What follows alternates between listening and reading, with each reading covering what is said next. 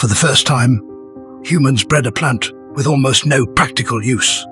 It's not for food, provides no timber, and barely fits into industry. Most cacti grow extremely slow. Some take over a decade from seed to mature by traditional agricultural logic.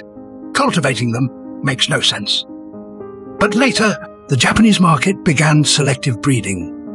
After WB, their horticulture grew rapidly. Greenhouses sprang up. Once just botanical records or kept by a few private collectors, Mexican cacti entered Asian horticulture. The change started with Astrophytum, the famous Super Kabuto and Myriostigma. Today look far different from their wild ancestors.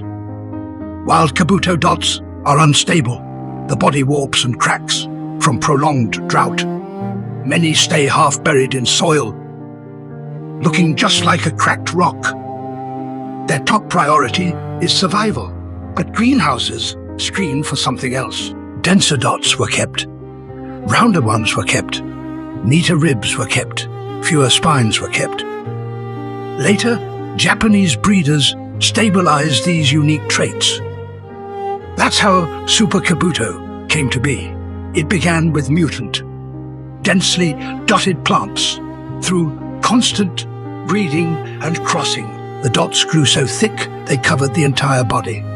Many high-grade Super Kabutos today have no large wild populations at all. They are purely products of long-term breeding. Here, things took a unique turn. For millennia, humans made plants grow faster. Crops needed higher yields. Fruits needed to be sweeter. Trees needed to mature quickly. Agriculture always pursues efficiency. But cacti did the opposite. Slow growth became a merit.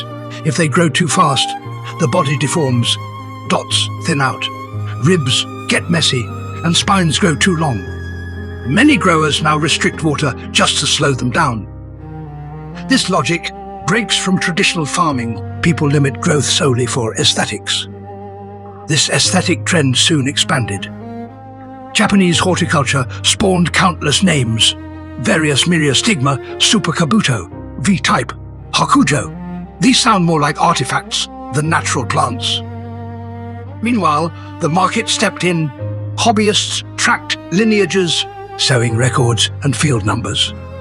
The same plant can vary vastly in price just based on its origin. Traits useless in nature gained a whole new value. Take whiteness. Wild plants don't need to be white. Dots are just trichomes and structures used to reflect sunlight, but greenhouse breeding amplified this. Whiter plants. White coverage directly dictated price, eventually creating a market for solid white. This mirrors the luxury industry, where it's no longer about survival, but standards of beauty. Strangely, these standards began to reshape how we perceive nature.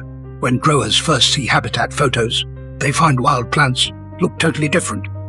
They aren't as round or white, they are scarred and cracked, and many look outright ugly.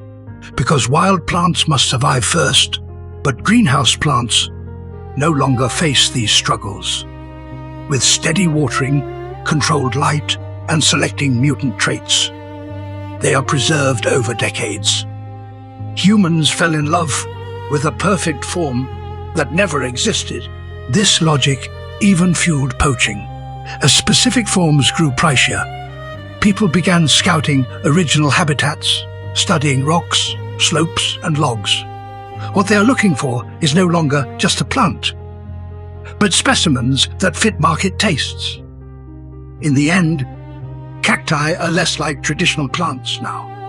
They have lineages, cultivars, and collection systems. How much a cactus costs often has nothing to do with its utility. What truly sets the price is the standard humans collectively agree upon. A plant's value was always defined by us.